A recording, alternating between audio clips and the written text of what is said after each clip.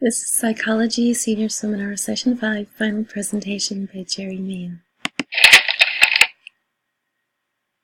The task of selecting one particular area of study to pursue as a career option or as an area of emphasis in grad school took a lot of research and prayerful consideration on my part, and I did arrive at a potential direction.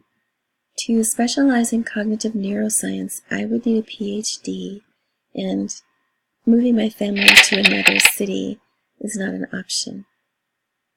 Mindfulness-based cognitive therapy is a version of cognitive therapy that teaches mindfulness skills in order to equip clients to overcome negative mindsets that have caused depression or unhappiness. And typically it takes place in a group setting that meets once a week for 2 hours over the space of 8 weeks.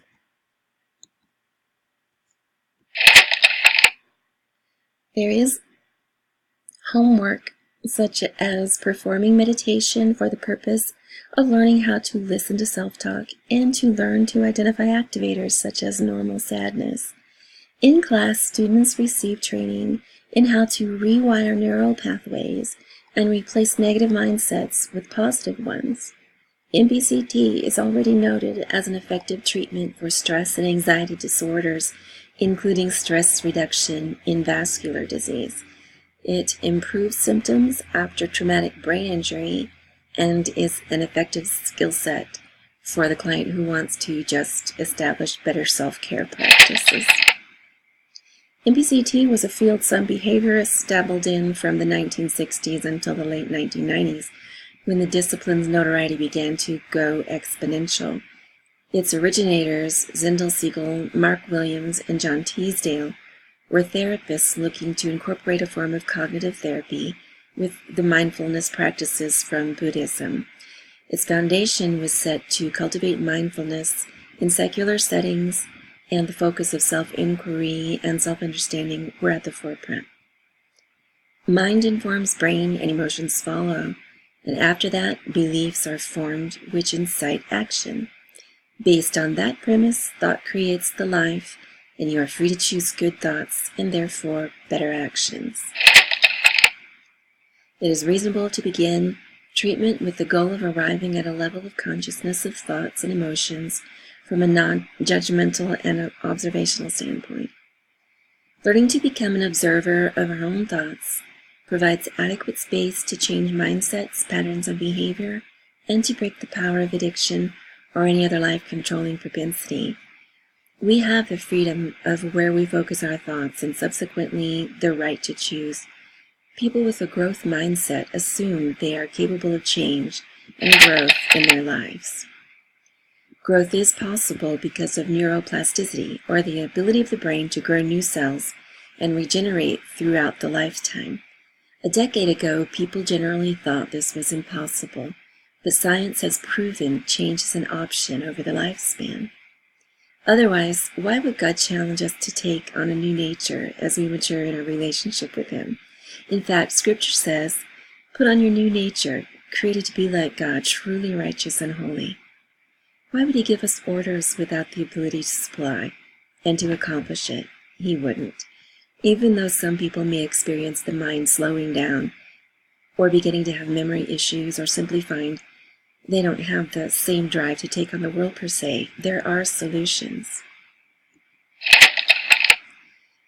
Inserting a pause from the position of objective observation allows time to retain, let go of, or enlist change of thought patterns and then to redirect with intentional thought.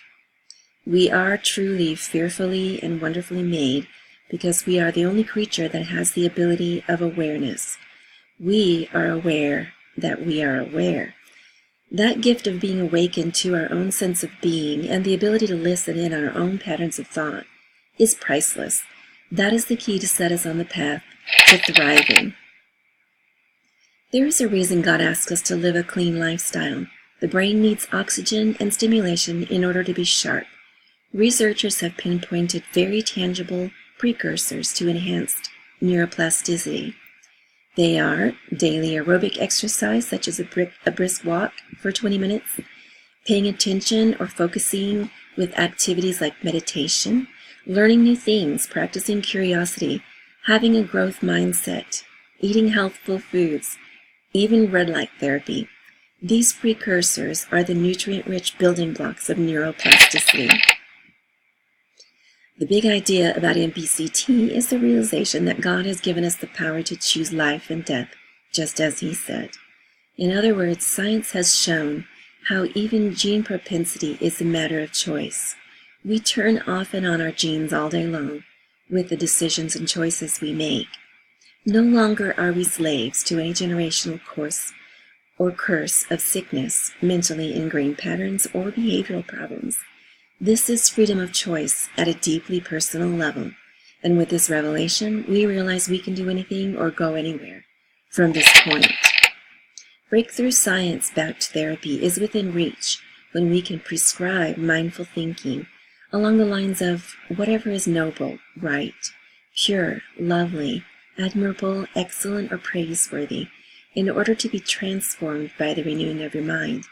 Meditation and mindfulness are not new techniques, and although MBCT draws from Buddhism, the Bible tells us how to meditate, what to meditate on, and how to be mindful.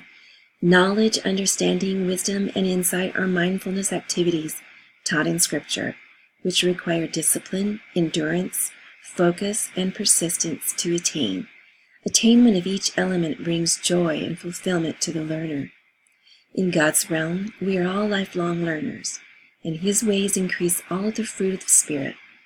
Those are love, joy, peace, patience, kindness, goodness, faithfulness, gentleness, and self-control. These are attributes that enable us to thrive, and especially impactful when practiced in the presence of God. Cultivating a relationship with Him on a daily basis by reading Scripture, meditating upon what is read, prayer that is reflective, inquisitive, and listening can lead to a sense that we are co-creating with God. We are made to function best in intimacy with God. Therefore, it is natural to grow and thrive through our lifetime as we walk with Him. An area of the brain called the corpus striatum is the informing science that we are wired for love. This system of positive psychology activates with peace, calmness, and feeling good, safe and confident with a healthy self-esteem. When and if CCU rolls out a PhD program with the focus on cognitive neuropsychology, I will apply. But until then, becoming an MBCT teacher will help my practice become a place that seeks to remind us we are safe and secure within the love that surrounds us and permeates us. I will seek to teach in therapy that we need validation from God first, that we can live authentic lives, having a foundation of love, and from this position of strength, we are free to choose our thoughts and to live well.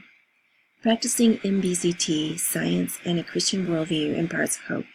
Hope is a matter of rising to the idea of what if. Helping someone grasp onto the hope of change is filled with purpose, and that is my purpose.